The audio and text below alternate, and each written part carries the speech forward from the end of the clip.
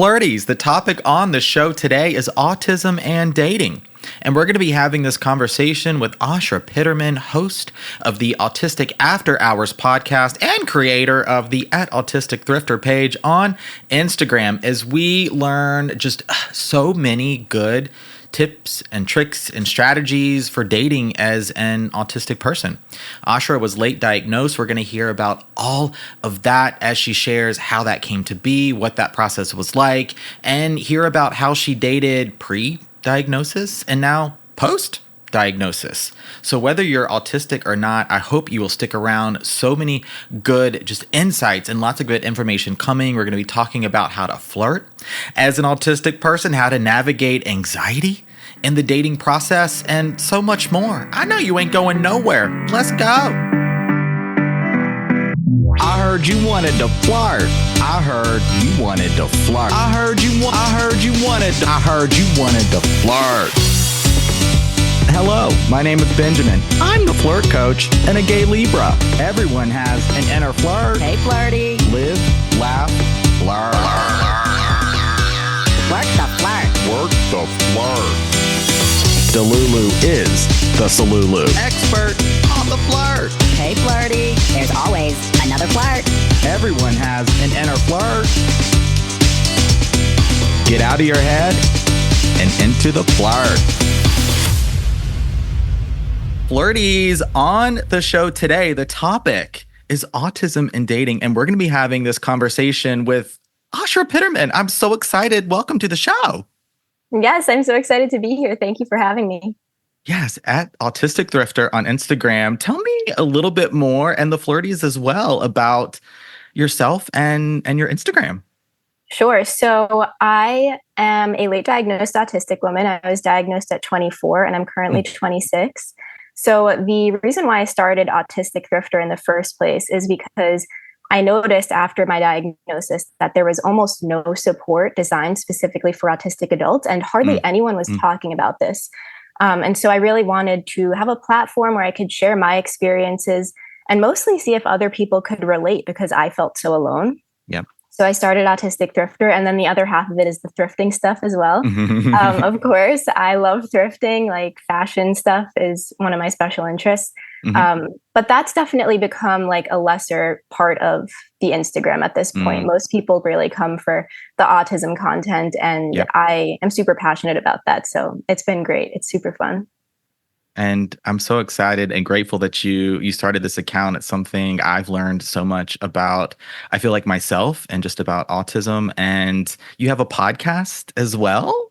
Yes, I do. Autistic After Hours. So this has been a very long time in the making. It's been probably like 2 or 3 years that I've been trying to get it started, like thinking about what should the name be? What should the real focus be? But eventually I just came to the decision that it should just be a podcast focused on talking about and illuminating the experiences of autistic adults. Because like I said, so much autism content and so much education is focused solely on childhood traits of being autistic and childhood experiences, which is so important. But autism does not end when childhood ends. It is a lifelong thing. So talking about the adult aspects and the adult experiences is so important.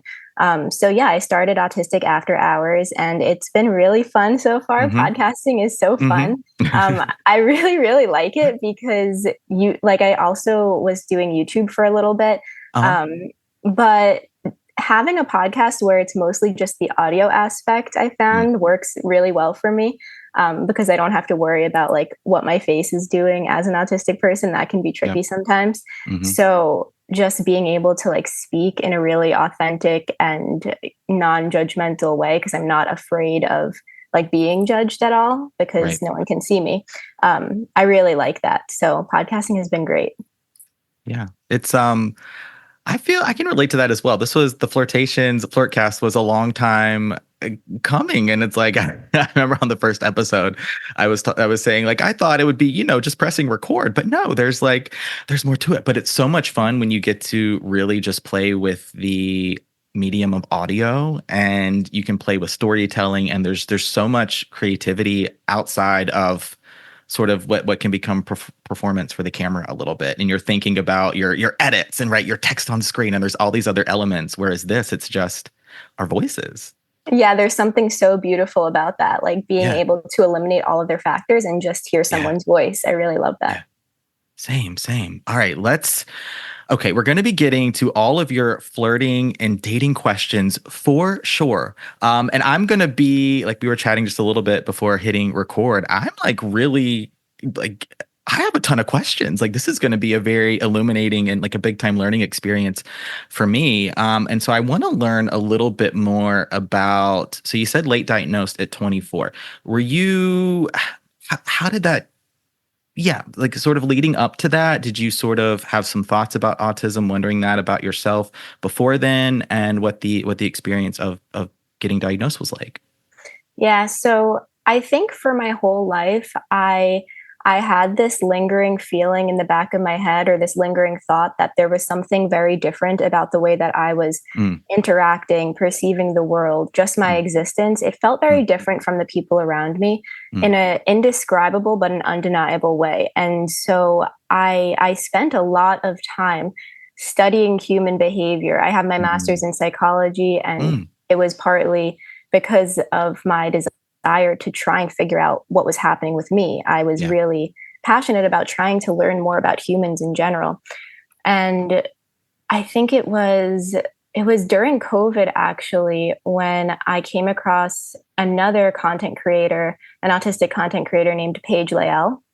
And I saw her videos talking about autism diagnosis in women and how the traits can be different for girls versus boys. And I, for the first time, was like really heavily relating to something, because in the past I had looked up several different disorders. There were so many things that I was considering. I was like, maybe it's this or maybe it's that. I know it's something, but I don't know what it is.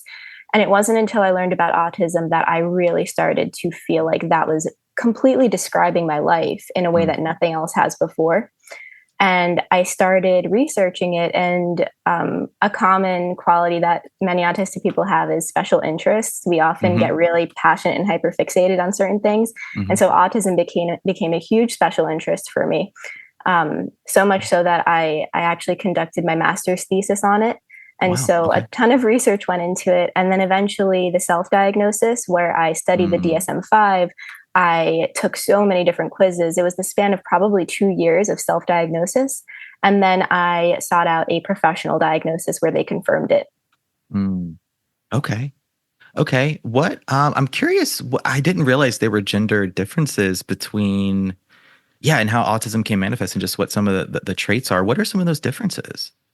Yeah, that's a really good question. So a lot of it is societal and cultural, but oftentimes young girls are pushed to be more so a part of groups than little boys. It's a little bit more accepted for young boys sometimes to be more independent, to be more outspoken. Young girls are often pushed to kind of be quiet, be more tolerable, and be part of groups and cliques. There's actually some research showing like young children's school related behavior during recess or like during playtimes. And oftentimes the girls would be broken up into groups, and the boys would either be in one large group or doing more independent play. And so from a very young age, girls are socialized to have different communication techniques than boys in a lot of different ways. And this can lead to what is called masking. And masking is not specific to autism. It's something that anyone can engage in. But autistic people often are pressured to engage in very high levels of masking because of the communication differences and the social differences and the sensory differences that come with being autistic. So for my whole life, I felt like I was masking, which means hiding my autistic traits and trying to blend into neurotypical constructs of behavior, which completely led to me losing my sense of identity, my sense of self. And so it has been found in a lot of different research that women and girls tend to mask to higher degrees than men. But that's not said, a lot of times men can engage in really high masking behaviors as well. So it's really a generalization, but it does happen to be that a lot of women report higher levels of masking. That was such a good explanation. That makes so much sense because, yeah, the way we are raised socially, kind of within systems, and Mhm. like there's true differences. Yeah. It's yeah. So this only makes sense that the levels of masking will apply across the board, but also be very different and unique to women, just because of the way women are yeah brought Mhm. up and conditioned, and it has to do with culture and society, Exactly. depending on where you live. But I think there's a lot of similarities between how you're describing your experience, and there's going to be a lot of parallels no matter where you're listening or how you're listening for the flirties as well. Yeah, absolutely. Yeah, it's really interesting to look at the gender-based differences, and it's Mm. also really interesting because, like my Instagram statistics and everything, I think Hmm. my following is like 80% women, Hmm. um, and my content is a lot of times about high masking. So it just kind of speaks to Mm. that gender difference. Yeah, definitely. And now I'm curious. I want to spend one more question here with some of your story. And were there any did life change after diagnosis? Like, was it affirming? Was it validating? I'm curious. Yeah, if anything changed. Absolutely. Yeah. So Mm. I think the biggest change was my own internal perception of myself. I spent so much time like bullying myself and hating myself for being different because I didn't Yeah. understand why I was different. And I thought it was just attributed to me being a bad person or me not being Right. good enough for the people around me. Yeah. And so getting the diagnosis allowed me to relieve that feeling of turning all of it onto like my personality, like putting all of that pressure onto me to change, to adapt Mm. to the people around me and the systems around me. And Hmm. instead the focus turned to externalizing it a little bit, saying like this is just who I am and I need to find the right people for me that are going to accept this huge part of me because it's not going to change. And I don't have to hate it, I don't have to fight it. It's my Right. neurotype, and there are people that will accept that, and there are ways that I can live a successful and happy life being autistic and embracing that. Yeah. And that makes a lot of sense when it puts kind of it gives validation to your own experiences, and now maybe putting like words to thoughts or just being able to navigate life outside of yourself a little bit, having this yeah this sort of confirmation in a way that the way you were living and navigating the world and making those social connections was now you have yeah maybe some more language, some more understanding, just yeah just like support and resources behind it. So we're gonna later on, like one of the final questions I will ask is going to be about for the flirty that is perhaps exploring self-diagnosis or looking, they have some curiosities now as they are going to relate to a lot of things you've already said and will say like, like I have some, could this be me? Like I Mhm. want to offer the flirty some of those resources as well later in the show. You got to stay tuned for that. But now getting into some flirting and dating Yeah. questions. So I'm curious now. You touched on masking, and so maybe that will come up in this question. But if you're dating or have dated in the past, yeah, I want to hear a little bit about those experiences. Yes. So my experiences with dating and just romance in general have been really interesting Mm-hmm. because of the masking. Mm, So I spent so much time, especially in college, trying to mold myself to fit what I thought people wanted from me. yeah. And that meant like engaging in a lot of intimate and sexual situations that I didn't actually want to be a part of. I Mm, just wanted to please people. It was really people pleasing in a lot of ways. yeah. So it led to like non consensual situations and just me feeling really detached from that aspect of my life, from Mm, sexuality, from romance, intimacy, all of that. It mm-hmm. was something that I just let people do to me and I didn't take an active part in it, Mm, yeah. which was really horrible. So college is like a really bad memory for me because Mm, it's so tainted by all of that.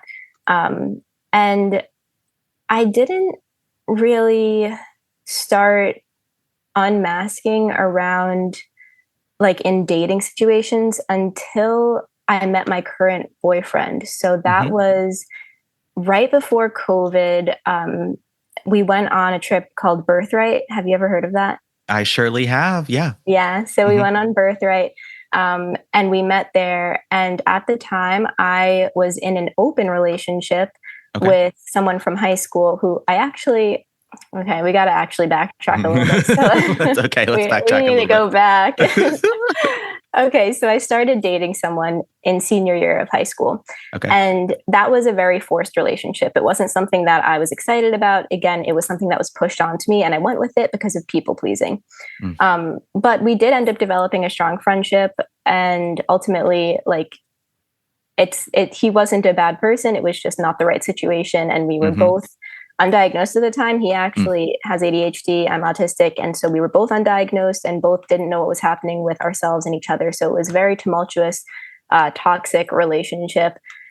And eventually we started to be in an open relationship. It started as a monogamous relationship, but then once college started, we transitioned to an open relationship because we were going to different schools. And that again was forced onto me. I didn't want to do that, but I did out of fear of losing him. Yeah. So we were in an open relationship. And then I was so attached to him in such a toxic way that I ended up transferring schools so I could go to school with him. And I thought that going to school with him would mean that we would go back to a monogamous relationship, but it didn't. We were still in an open relationship. And that's when things started to get really bad for me. And eventually that went on for like 4 years. Wow. Okay. So it was a long time of that. And that was my first real dating experience. And so it was long and it was also like horrible. So it left a really bad taste in my mouth for the whole thing. But then it was the end of college when I went on Birthright and I met my current boyfriend named Nick. And I was still in the open relationship at the time. So then I went back to school after Birthright and I officially told that person, like, I don't want to be in a relationship with you anymore. And that was really hard to get out of. And I finally did get out of it. I think we needed separation. It was when we both left school to go home for COVID, actually, because our senior year ended early. And so we were home, and that's when we finally had the separation to like fully break up. And then I started dating Nick. And that was also at the same time that I started the autism diagnosis journey. So me starting to date Nick was the exact same time that I started the autism stuff. And so it happened simultaneously. It was really interesting because he helped me to get more connected with myself because of how like loving and understanding he was. So I was both learning to be myself around him and also just generally learning to be who I was because of the autism diagnosis happening at the same time. I think that's going to be so helpful for the flirties that are listening, because no matter if you're autistic or not, I think we can all relate to those experiences of people pleasing and even masking in relationships and those non-consensual situations where it's like, it's almost like you feel compelled to, or sometimes you feel like you have to, or like you just aren't there, like in a place to say no, even though like you may want to, your body's saying no. And so I want to now, the follow-up questions that is coming to mind is when you started to move out of that long-term, 4 years, that is a long-term relationship with many layers. There was long distance, there was openness to the relationship, and then started dating Nick. And so I'm curious now how you were able to put up those boundaries and be open to this current relationship you're in now. And also if there was some, the word that's coming to mind is healing, but like starting to be maybe more assertive with boundaries, more kind of mask less with Nick. So playing in that space of boundaries, but also transition. Yeah, that's such a good question. When I got out of that open relationship after college ended, I definitely needed time to heal. It took me a while to be able to like put that behind me in a way of like learning from it, but also saying like that part of my life is over and I need to just like move forward and heal from the situation. It was really hard for me. I went into my current relationship with Nick with a lot of fear that things would happen the same way, a lot of fear of like just constantly being misunderstood or having my words twisted or just not being able to feel secure. I think the biggest thing was in my previous relationship, I constantly felt insecure, both in myself and in him. And in the relationship that we had together, I didn't feel like I could trust that there was stability underneath it. Like it felt like it could crumble from underneath at any point.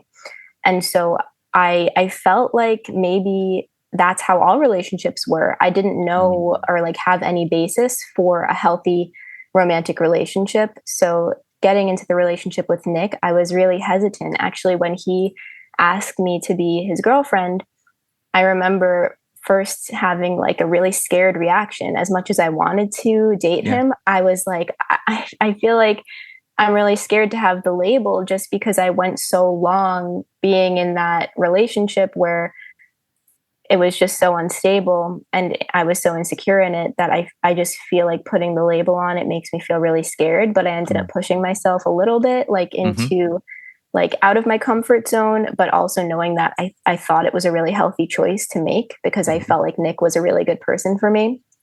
So I did that, and it just ended up being really good. He made a space where I felt there was a lot of trust. And I don't even know exactly what it was. I think it was that he just really genuinely made me feel like I could trust him, because he listened so well. He took a true interest in me and in my feelings, which I didn't feel that way before. I felt like with my previous relationship, there wasn't a true interest in trying to understand my feelings. It was more so just like, what's the easiest way to get out of this situation, or what's the easiest way to deal with Ashra. With Nick, it was more so like, let's really talk about what you're feeling and like why you're feeling this way and how we can move forward. And that really, I just felt like I could trust him right from the start. And I felt very secure in his feelings about me. Wow, flirties. Flirties, yes. Okay, so I have one more question that's I oftentimes do these interviews very intuitively. We're going to get back to the questions on the list. But you mentioned a few traits of Nick, that Nick has, and some of the healing that you did post this previous relationship to now feel open and more secure to really be with Nick in a new kind of in a new way, in a way that you haven't experienced before. And so I'm getting a picture of some of his traits around just understanding, and he probably asks a lot of questions and is a very great listener. But I'm curious now, some other traits that he has that really just allowed you to feel safe around him, or maybe like you've truly felt ready. That may have been part of it too. Yeah, that's the question. Okay, well, so when I was on Birthright with Nick, it was within like 2 days that I started to have a crush on him. Okay. I remember I texted my best friend at the time, and she's still my best friend. I don't know why I said at the time. It's just my best friend. But I texted her and I was like, so there's this guy on the trip named Nick, and I think I'm going to marry him. And I was like, okay. So then I started, I just like had a crush on him because of the qualities that he demonstrated on the trip, even without interacting with me directly necessarily. I like observed a lot of qualities in him. I'm a big observer. I like watch people a lot, people watcher, because I'm so interested in understanding people. And so the qualities that I observed in him, I think that really stood out to me were, that he's a great listener. He just seemed to take genuine interest in other people, which I don't see a lot. I find that a lot of times in conversations with people, it seems like they're thinking about what they're going to say next instead of listening to what you're actually saying. Yes. And Nick doesn't do that. He truly listens. And the other thing that I really liked about him was how non-judgmental he seemed. It seemed like he was open to like having friendships and getting to know everyone on the trip. And he would like bounce around from table to table during the lunch times, and he would want to talk to everyone and like give everyone time. And I thought that was really sweet. But then when we started dating, the qualities were that I really liked that he could get along with almost everyone.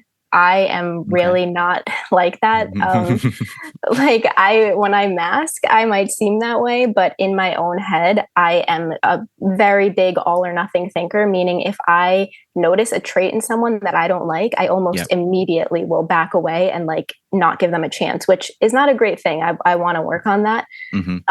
But Nick, he is just like very open to everyone. Even like going to the grocery store, I'm the type of person that wants to just get in and out as fast as possible. For a lot of different reasons. And no shame on that. Like I'm going to be that way for the rest of my life, and that's fine. But Nick will he'll talk to the person like at the register. And I think it's so different from me that it just like wowed me. It just made me feel like, and I don't know, it's just so sweet and like caring. He truly cares about people. That's the other thing. I often, because I'm autistic, I can struggle with certain parts of empathy. So I can feel others' emotions very well, but I have a hard time understanding them. But Nick, he is like really, really, he like excels with empathy. He constantly thinks about other people and constantly is doing things to make sure that everyone in his life feels loved and included. And that really, really spoke to me. That like really, it just wowed me. Does Nick have a gay brother by chance? Oh my God. No, I'm so sorry. I like Nick. He sounds really cool. Okay, so you come into Trader Joe's. Yeah. He sounds incredible. You come into Trader Joe's, I'll chat with Nick, and then I'll check you out like in the line very quickly. In and out. Okay, that's perfect. That's exactly correct. Perfect. Okay. I'm straying from the list of questions again. Okay, so you said that Nick was diagnosed with ADHD. No, so that was actually that was the past relationship. Past, okay. Yeah, but I don't know. So Nick actually does exhibit some ADHD characteristics. We've talked about that a little bit, but I don't know. It's possible. It's possible. But one thing is Nick is definitely not autistic. Not autistic. All right. I'm curious. So the question I have is because sometimes I get this question related to autism or other things like anxiety or ADHD or even depression. And so if you're starting to date someone that is newly perhaps diagnosed with something, could be like really anything mental health related or just the way you live your life, the way you have, your lived experiences, how we could support one another in understanding diagnoses. Because I get a variation of this question somewhat often. Is like, oh, I'm just starting to date someone and maybe they're autistic or maybe they're ADHD. And this is something I'm not familiar with myself, and how we can support one another in that way. It sounds like we can take a lot from your response about some of the traits Nick has, but I'm curious when it comes to that question about support, how can we just sort of understand and be patient with someone we're getting to know? I think some good tactics for that would be just being very open to learning from the person about their direct experiences, because especially with things like autism, ADHD, with everything really, there's a level of stigma that comes with it. And so if you're not super educated on the topic, just accepting the idea that you probably do hold stigma and bias around it. And so being open to learning different ways of thinking about it, because when I was on the process and the journey of my self-diagnosis, when I first brought it up to Nick, he was kind of confused. He was like, I know autistic people, and I just feel like you don't really match what I know about autism. And I wasn't like upset at that response. That's a very typical response, because people are genuinely confused by it sometimes, and that's okay, because there's so much stereotyping that comes with it. But the thing that he did do was he remained very open to learning about it, because he knew it was something I was passionate about and knew it was something that I was seriously considering. And so even though he held some preconceived notions about it that weren't correct, he didn't let that completely inform all the future discussions that we had about it. He was very open, and he asked me a lot of questions about it. And he like truly wanted to learn about why I felt that way. And I think another good thing to do could be to ask the person if they could share resources with you so that they could learn more about it with you, like at the same time as you learning more about it. I run support groups, and in the groups, oftentimes people will talk about how their partners are really dismissive about the diagnosis or really dismissive about them being autistic because they don't believe it or things like that. And it's really sad because what's the point of being so dismissive about it? Like if a person you care about is telling you that they're struggling or that they're autistic, they're ADHD, they're depressed, they have anxiety, being open to that and learning more about it just brings you closer. Yeah. For sure. Yeah. So good. I think that's going to be really, really helpful. And now I'm curious to hear from your perspective, some of those misconceptions that people may have about people with autism and if that impacted your own self-diagnosis as well. People thinking that you're capable of this or not capable of that, or that you must be a certain way. This is something I've seen in some autism focused content on social media before, where it's like if someone is high functioning, they have a master's degree and are able to create all this content and seem so just so well versed and adapted to sort of like quote unquote normal life, then they autism what? Like kind of being dismissive in that way. So I'm curious some of the misconceptions people might have. There are so many, like even on my Instagram posts daily, I'll get messages or comments saying like, why are you faking it? You clearly like you're here speaking in front of a camera. Like why? I've seen those comments and it's like, talk about dismissive. I know. I'm like, are you really going out of your, like it's just so wild to me that people go out of their way to just impose their views that way, especially when they're so wrong. But there are so many misconceptions about a big one is that people assume that there's an intelligence aspect to it. They assume that a person can't, like that a person, an autistic person necessarily would have an intellectual disability when they are different things. So autism is a neurodevelopmental disability, and it is not necessarily partnered with intellectual disabilities. We see that and it's really interesting to me that people make this misconception, because when you think of the very stereotypical autistic characters in media, like Rain Man or something, Rain Man is a savant. So he's autistic and also a genius. There are very, very many autistic people that are very, very intelligent, and in all different ways. Intelligence quotients also only measure a very specific type of intelligence, and there are so many other ways to be smart. And then I think some other misconceptions are that you have to look a certain way to be autistic. Meanwhile, there is absolutely no specific look associated with being autistic. All autistic people look different, just like all neurotypical people look different. And then I think a lot of people also still assume that only men can be autistic. And then people also assume that if you are autistic, you must be a savant. So you must be a genius in some area, when that is not true. Only a very small percentage of autistic people are also savants, who are the people that are like really, really highly intelligent in a certain area, like with math or anything else really. But yeah, there are so many misconceptions. I have people attacking me all day about them. It's frustrating, but I don't know. I've got some thick skin after having this account it's been like a year and a half. I'm a much tougher person now than I was before.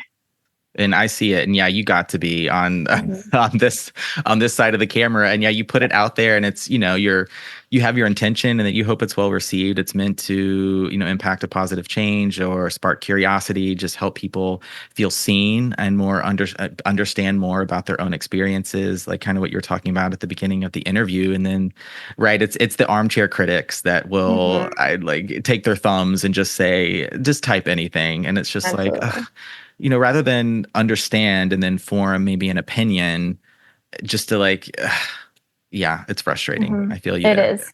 It is frustrating. Yeah, it's wild, the things that people say. My list of blocked people on Instagram is like sky high at this point. I'm just like, oh, block, block, block. I'm very quick with it. Me too. You got to. Yeah, I learned that it. early on as well. I am not at all fearful of the block button. No, you can't I be. will typically, I have been fortunate overall, but I will block for a few things. One of them is mustache slander. I won't tolerate it. No, come on. I won't tolerate it. You have something to say like, oh, what's that on your face? It's a block. I don't care. Get off my Instagram. Yeah, so wild. All right. I have a question now. I want to get into some of the nuances of communication in dating, and even beyond that, into some of your other relationships, platonic connections as well, and learn if autism affects the way you communicate. Definitely, yes. So autism affects the way I communicate in every single way. There are so many miscommunications that I've had in the past when I didn't know I was autistic. I was often labeled as controlling or as selfish.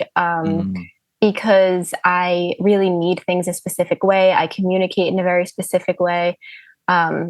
People often throughout my life have told me that I speak like I'm saying an essay, where I will give all of the details and it's almost in like an essay format.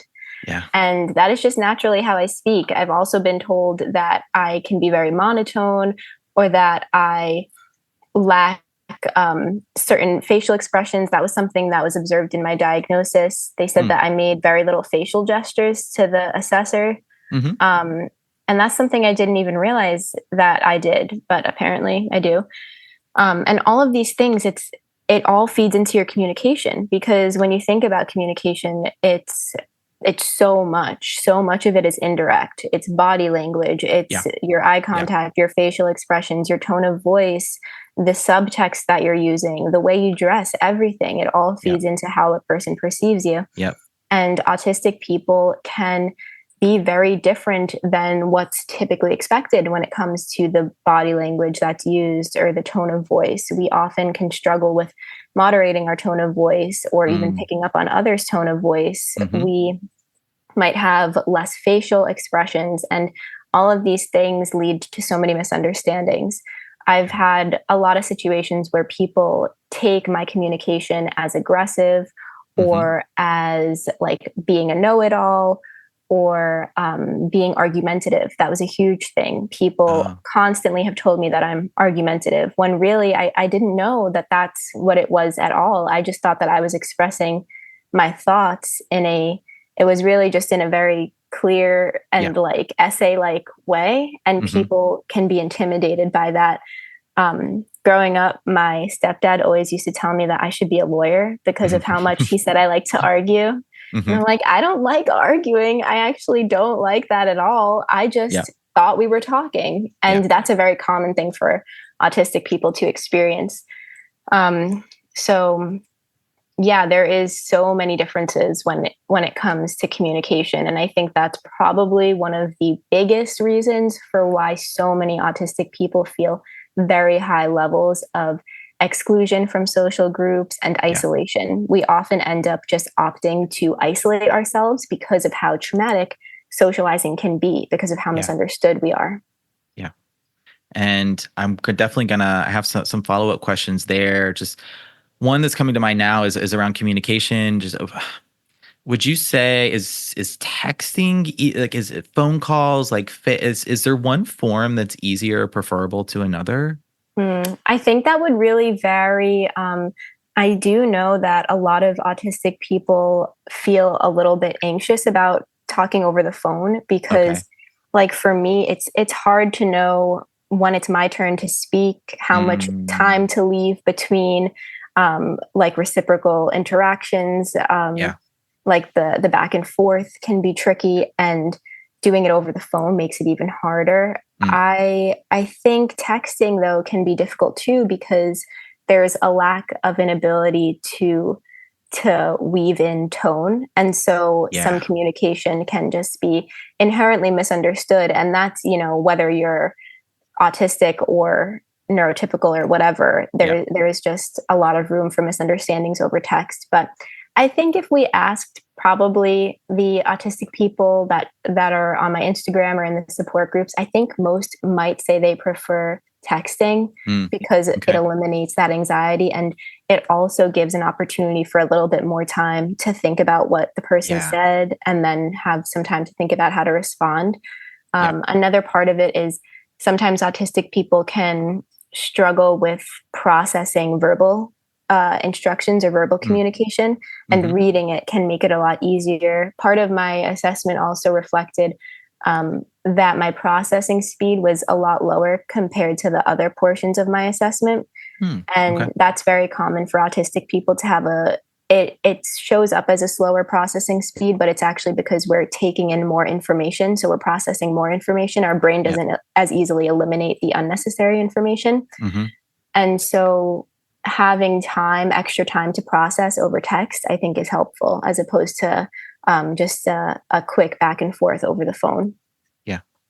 Yeah. That makes a lot of sense. I think that's going to be really helpful. And that ties into my next question here, which is just around some general communication strategies for autistic people, autistic daters, really, yeah, all the flirties listening, because so much, like you mentioned, tone and context is missed over text. And so just some general, or even specific communication strategies that might help, because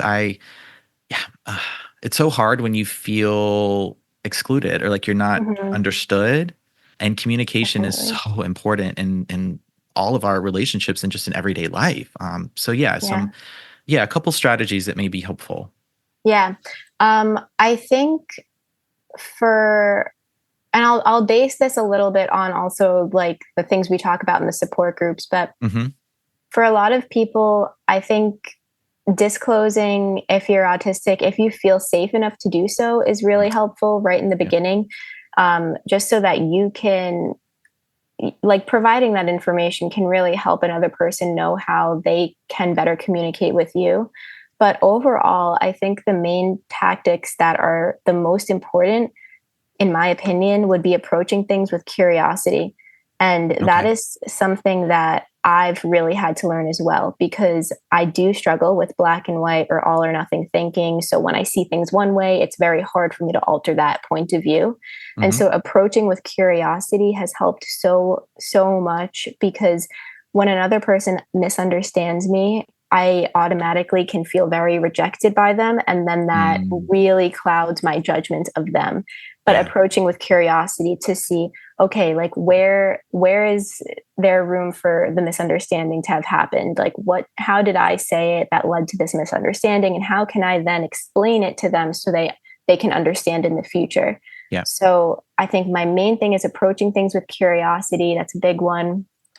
And then other things, specifically when it comes to autistic people, is knowing that they may struggle with moderating their tone of voice. So the main thing with autistic people is like, take their word for their word. When they say something, they mean exactly what they say most of the time. When I say something, there's nothing else to it. There's no subtext. Just what I am saying is what I mean. Yeah. I'm really glad you said that. I'm giggling because, I mean, it's a little kind of a nervous giggle, but I have a few, like I do have some autistic people in my life, and this is something I've learned about them, is when communicating, like this was a little while ago. A friend of mine, we were communicating back and forth to make plans, and I didn't know, like, very specific, like, okay, these are communicating those very specific concrete terms, whereas I was interpreting things as a little bit more open-ended. And I will say my experience communicating with autistic people is they're oftentimes very direct. They form things in sentences, like you said. Sometimes things may even be in that essay bullet point kind of format.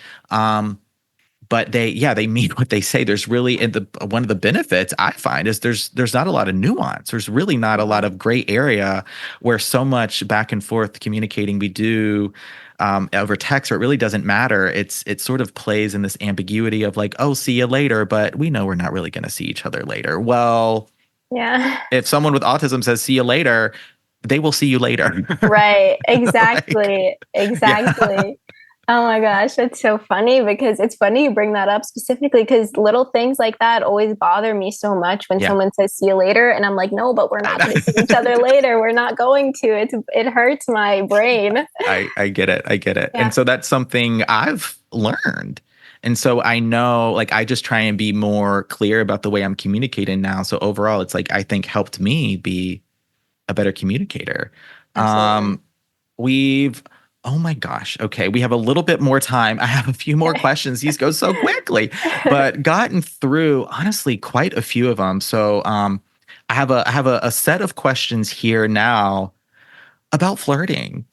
Surprise, no surprise. And so I'm curious, navigating or like playing in that space of the flirt when it comes to reading body language, those social cues, eye contact. Like this is something I hear a lot. A question I get is, well, Benjamin, I can't, like, I'm too nervous to make eye contact, or I feel like I can't, or it doesn't feel like safe to me in a way. So playing in the space of the flirt, how might someone with autism I say the word navigate a lot. I really, listening back through one of my episodes, I must have said it like 20 times. So I'm going to replace it with play.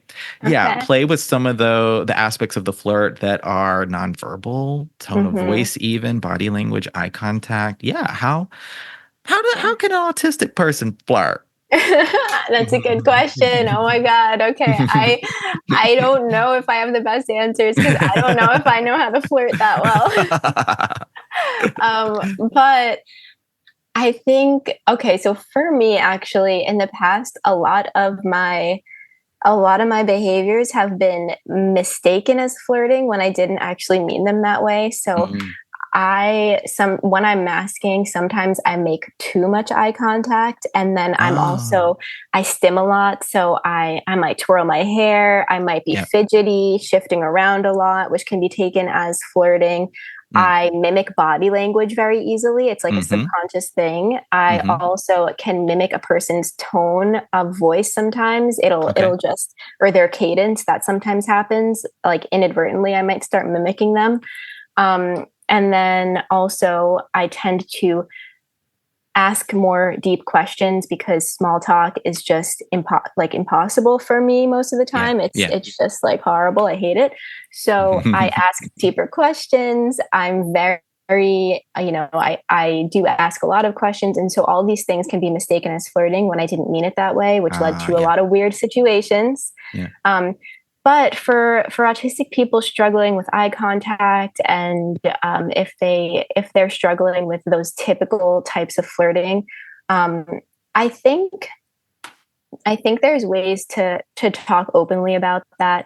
I know one of my friends, actually, he is autistic, and he just started dating someone, and he told me that they actually talked really openly about the fact that he wasn't making much eye contact. And he was just like, hey, you might notice that I'm not making a lot of eye contact. I just want you to know that doesn't mean I'm not interested in you. I just can focus a lot better on what you're saying when I'm not actually looking at your eyes.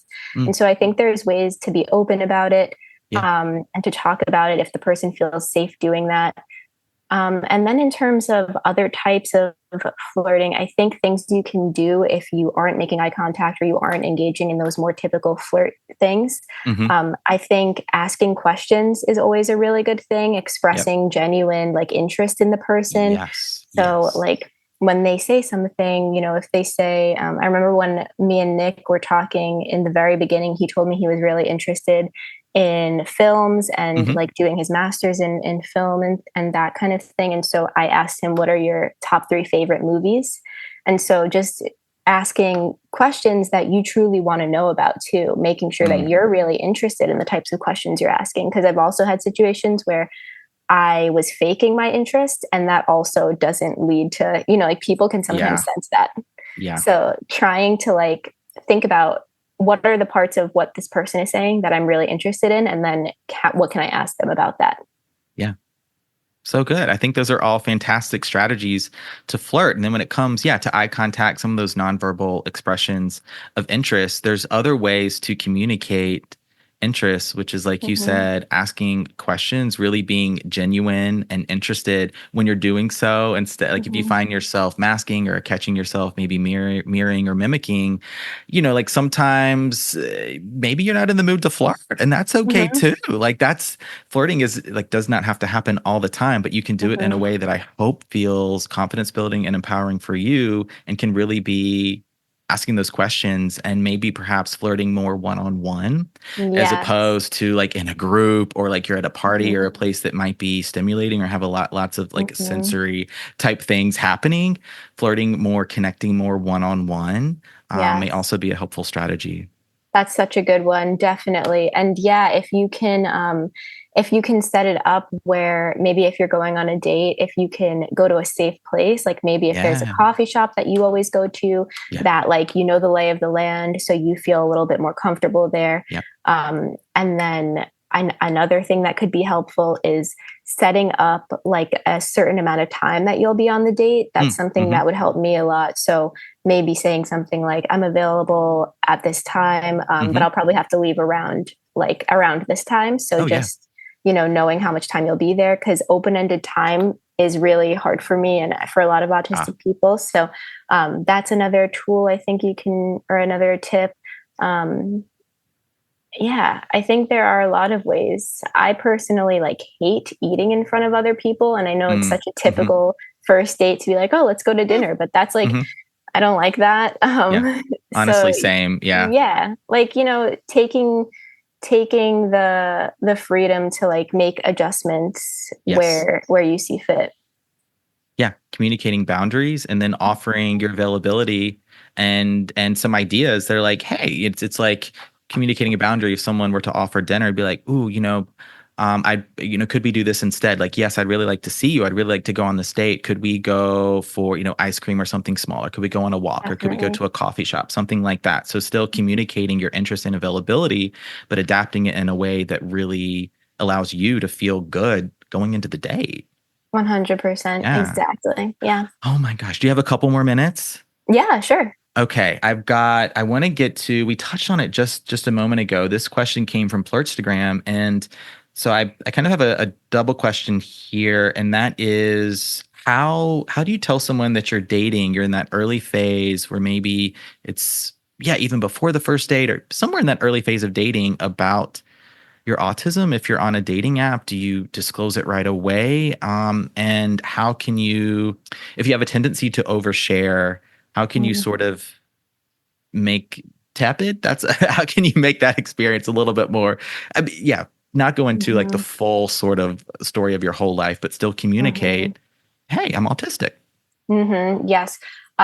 So I think this would be so different based on person to person, because everyone's comfortability with disclosing their diagnosis will be different.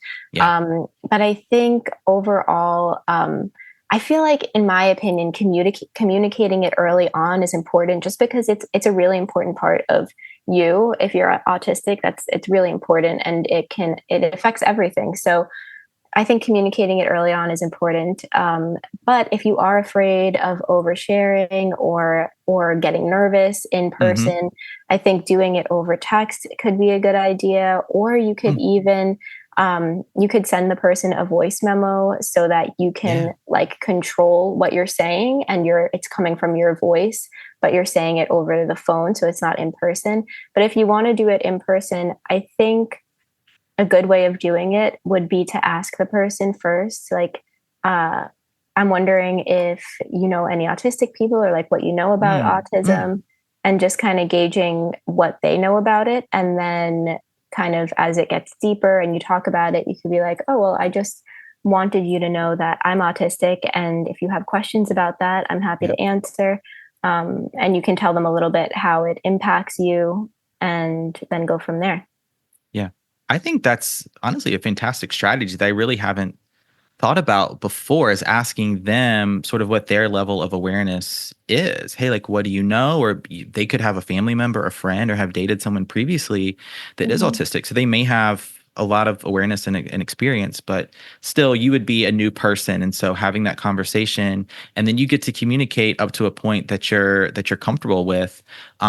And I think one strategy that can help if you tend to go into the realm of oversharing is not forgetting to ask them questions too, right? Get there. What do you think about that? How do you feel about that? Or just getting asking them questions back. So then it becomes more of a conversation where you're really learning more about one another, as opposed to feeling like maybe the spotlight is on you, or you're just like really maybe sharing more than you would want on a first date or one of those initial dates, something like that. Definitely. Yeah, I think that's a great strategy, asking the person questions and like having check-ins with them throughout it. Just so I mean, I could easily see oversharing, like, because nervousness, it's hard to navigate that. So I think that's a great strategy. Yeah. All right, I have just one more question here, and like, you have set me up so well this whole interview, honestly, for my exact next question, and that is some quick tips for managing anxiety on dates. Like, this is we all certainly experience the nerves and anxiety, but I really like I knew this was not going to be, just an episode on neurodivergence, because I wanted it to be specific to autism. And so knowing that, yes, we all get nervous, but some tips, tricks, strategies specifically for the autistic person. Yeah. So I think there are a lot of ways to work with the anxiety. So the first thing that I actually utilize in my life would be cognitive reframing. So when I frame it in my mind as anxiety or nervousness, that often makes it very debilitating, to the point of me almost not being able to go through with what it is that I wanted to do. So let's say I had a first date coming up. When I like really sit in the anxiety, I almost will get to a point of not even going. But then when I can reframe it as excitement, that really can make it a lot easier, because our brain and body can interpret those two things very similarly. And oftentimes it's the way that we're thinking about them that has the biggest impact. So when I reframe it and think about the real things that I am excited about, like, oh, I'm really excited to go to this place with this person. I'm really excited to learn more about them. I'm excited to share about myself. That helps. But then some other more, practical things you can do that don't have to do with your thinking is having fidget toys. I think fidget toys are really important. If I don't have a fidget toy, I'll end up like picking my cuticles or biting my lips, which I don't want to do. So having a fidget toy, it can be a discreet one too, like something that is not easily heard, like it's not making any noises. It's not, a huge thing. But stimming is always helpful. I think also setting up the date, if you can, in a situation where you feel comfortable. So maybe there's like a place where you always go on walks, maybe bring the person there, or asking if they'll meet you there, so you can walk on the typical route that you typically walk on. And so it feels a little more comfortable and safe. I also think making sure that you're wearing comfortable clothing, because of the sensory aspect of being autistic. If you are constantly feeling like overwhelmed by the shirt you're wearing, or if there's a tag in your shirt that's bothering you the whole time, that can lead to like even more stimulation in your body. So I think that would be a good tip. And then also, just using any accommodations that you think would be important. So if you know that maybe you are going to a coffee shop and maybe it's going to be a little bit noisy, maybe wearing like loop earplugs or the Flirt earplugs, so that takes away some of the sound, but you can still hear the person. So using accommodations also would be a good tip, I think. So good. Yeah, I think those are all going to be really, really good and helpful tips for managing anxiety on dates. And one for me, it'll be like, if I'm driving there, where am I parking? What's my route? like figuring that Yes. out. Or maybe you're walking there, you're taking a bus, public transportation, something like that. So it's like, how long is it going to take me so that I am not, flying there by the seat of my Yeah. pants? Yes, that is a good one. But the clothes piece, yeah, that's one I apply to my own dating life too. It's like, yeah, I gotta feel comfortable. I can't be wearing the thing that's like super tight or like the tag is hanging weird, or I just, gotta feel good. It's just, you gotta prioritize comfort. 100%. All right, Ashra, this was an incredible interview. Thank you so much for just sharing more about yourself, your story, and your experience and knowledge with myself and the Flirties. Final question is where you live on the internet, and I alluded to at the beginning of the interview, some resources that we could offer. And I'll have them linked in the show notes too about, if for the Flirty that may be like, I'm relating to a lot of this today and I'm curious. Oh, yeah, of course. Yes. So my Instagram handle is Autistic Thrifter. And then my website is www.autisticthrifter.org. That's where you can sign up for support groups. I have more groups coming out in September. And then resources. So if you're wanting to learn more about autism, whether you're considering that you might be autistic or you have a friend or a loved one that's autistic, I always recommend the book Unmasking Autism by, I believe, Devin Price. I believe that's the author. That's a great book all about an autistic person's journey with unmasking. And there's like prompts and exercises for you to actually utilize in the book, which is great. And then I think just some other content creators that I really love are Torin Wolf. He's autistic and his mom is autistic. So there's kind of like two different perspectives on that account. And then there's actually, I forget the name. But I always appreciate Morgan Foley's videos. Morgan Foley makes a lot of autism content as well. And let's see, any other resources? Oh, another big one specifically for intimacy and sex related content, like education and everything. Better SX blog. Do you know? Her name's Alice. I don't know that one. Okay, she's amazing. She makes like all different content about, she calls it spicy content. Which I love. Like about intimacy and relationships, but she's also autistic, so it's awesome. Yeah, her account's amazing. Fantastic. Thank you for sharing those resources, and thank you so much again for being a part of the show today. I can't wait to debut it. Of course, yeah, I'm so excited that you had me on. It was really amazing. This was like such a great conversation. Yay! Thank you, Ashra. Yeah, thank you. That's a wrap for this episode of Flirtations. Thank you so much for hanging out with us today. Thank you to our guest, Ashra Piterman, for having this conversation with us. We'll have some additional resources linked in the show notes below, sources of support, education, awareness, if maybe you're exploring diagnosis for yourself or you're simply relate to a lot of the conversation that happened in the episode today. I really appreciate you being here. For more, you can follow Ashra. So many fantastic videos and pieces of content that she shares. Her podcast will be linked below as well, Autistic After Hours. And if you'd like to connect more with me, Benjamin the Flirt Coach, I would love that. I'm hanging out over on Flirtstagram, Flirt Talk, FlirtTube as well. Maybe you're listening to this episode on FlirtTube as we speak. And as always, just again, thank you so much for being here. I truly could not do this without you. I invite you now, if you would like to leave a rating, a review, hit that subscribe button, share it with a friend, a family member, a neighbor, a coworker.